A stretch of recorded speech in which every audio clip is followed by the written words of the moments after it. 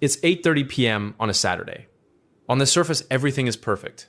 You're at a dinner party, or perhaps a mid-level networking event, or maybe just a casual kitchen table gathering at a friend's house.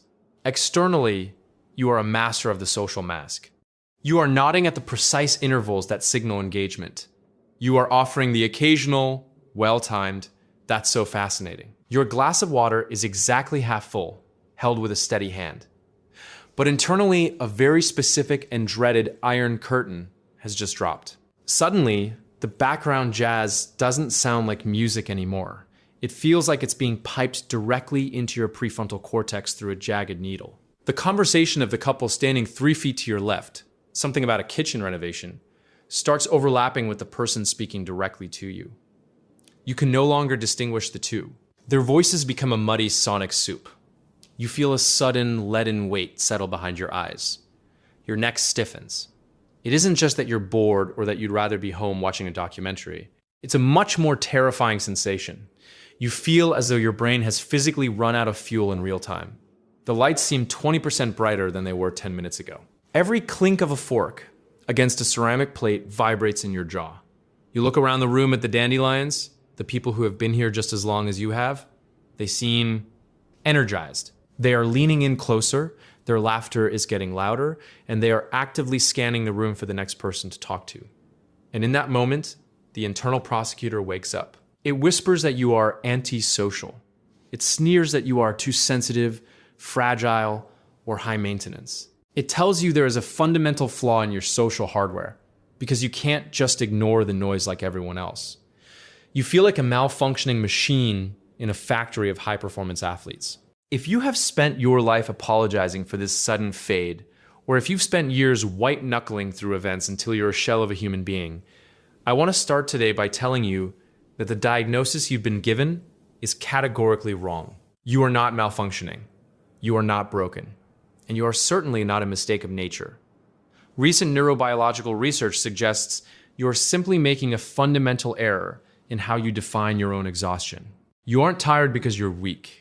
You're tired because you are processing more data in an hour than most people process in a week. Today, we are going to dismantle introvert shame once and for all. We are going to replace it with a clinical, high-fidelity understanding of your high-resolution brain. To understand why you feel so drained, we have to move away from the introversion versus extroversion labels of the 90s and look at your literal biology.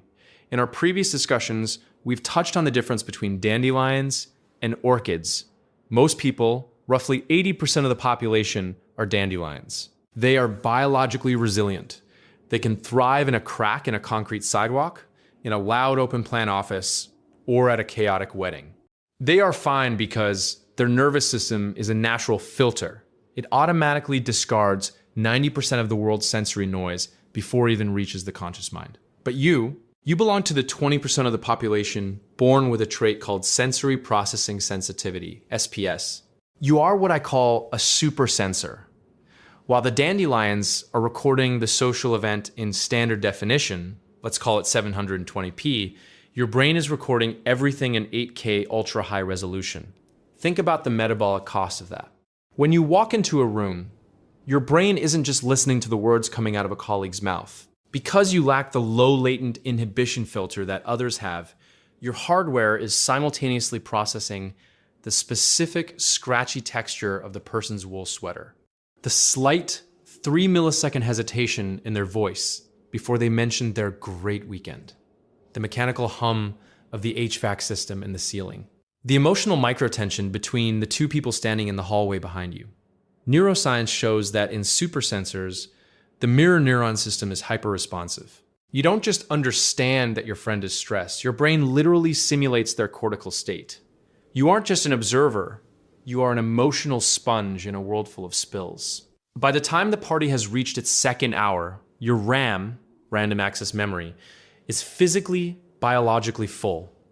Your system has overheated, not because it is weak, but because it is performing a much higher level of computation than anyone else in the room.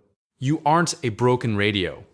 You are a high-performance radar system being used to listen to static. To stop the cycle of self-blame, we need to apply Dr. Elaine Aron's DOS model specifically to our social interactions.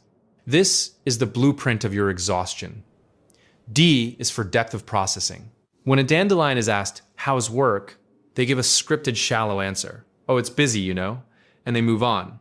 But your brain runs a deep semantic encoding. When you're asked that question, you think about the 3 different projects you're managing, the long-term career implications of your last performance review, and the subtle shift in your boss's tone during this morning's Zoom call. You are running high-end video editing software, while everyone else is just opening a notepad document.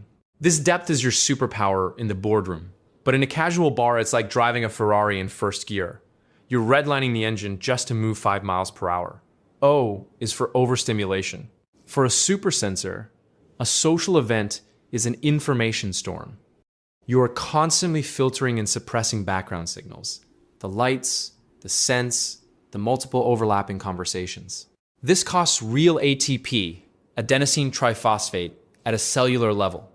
This is why you feel scattered and lightheaded by mid-evening. Your brain has used up its glucose stores just trying to keep the signal-to-noise ratio stable. E is for emotional reactivity and empathy. You don't just hear a social conflict. You feel it in your solar plexus. If you notice a microtone shift in a group chat or a subtle eye roll across the table, your amygdala, your ancient bodyguard, starts ringing the alarm. You are tracking the emotional heat of the room at a constant subconscious rate. This is why your social battery doesn't just drain, it evaporates. S is for sensing the subtle. The bright fluorescent lights of a venue or the keyboard storm of a busy workspace aren't just annoying to you, they are high decibel inputs. You notice the details others miss, the flicker of a light bulb, the scent of the dish soap, the hidden sadness in a laugh. You can never truly turn it off. When you combine these 4 factors, social fatigue isn't a sign of failure. It is the highly predictable systemic overload of a high-resolution machine. A common question I get is, if this makes life so difficult, why didn't evolution get rid of it? If being a supersensor was a defect, natural selection would have pruned it out of the gene pool 50,000 years ago. But it didn't. Because the tribe needed the orchid. In our ancestral past, the dandelion warriors were essential. They were the ones who could charge into a hunt or a battle without being paralyzed by the sound of the wind or the smell of the grass. They were bold and resilient. But a tribe made only of dandelion warriors would walk right into a predator's den or starve during a subtle climate shift because they wouldn't notice the signs.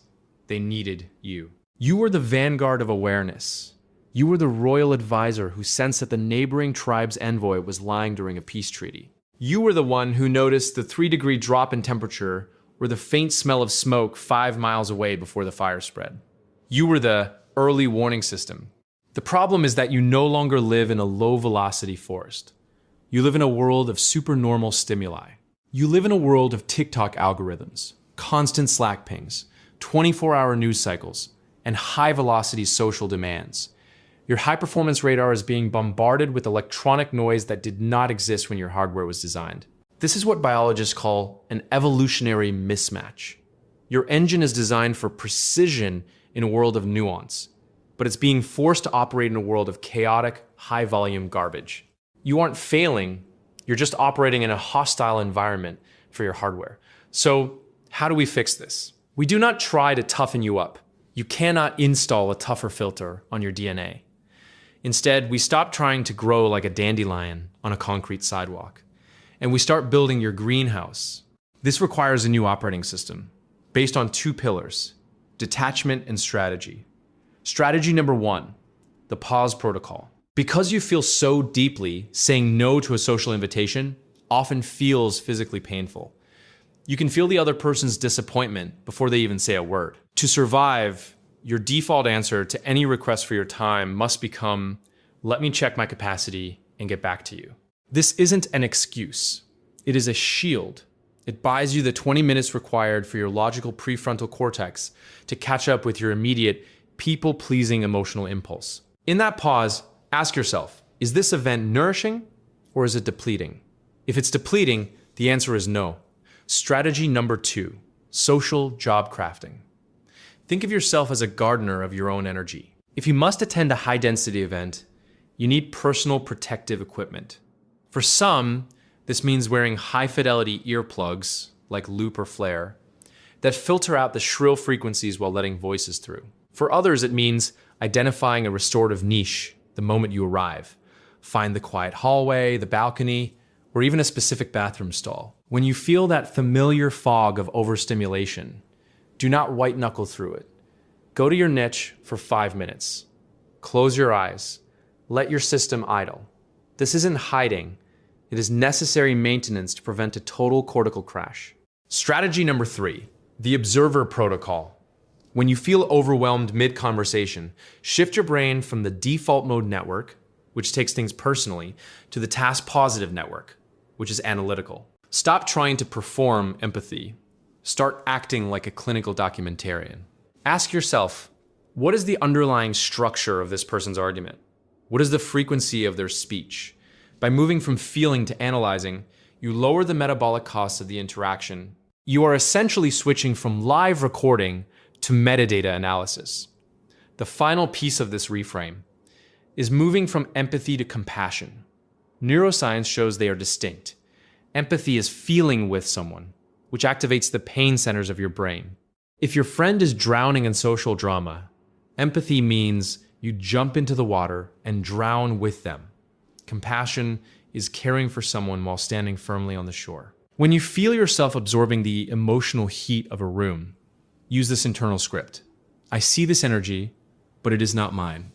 Visualize a glass wall between your sensitive circuitry and the chaos around you.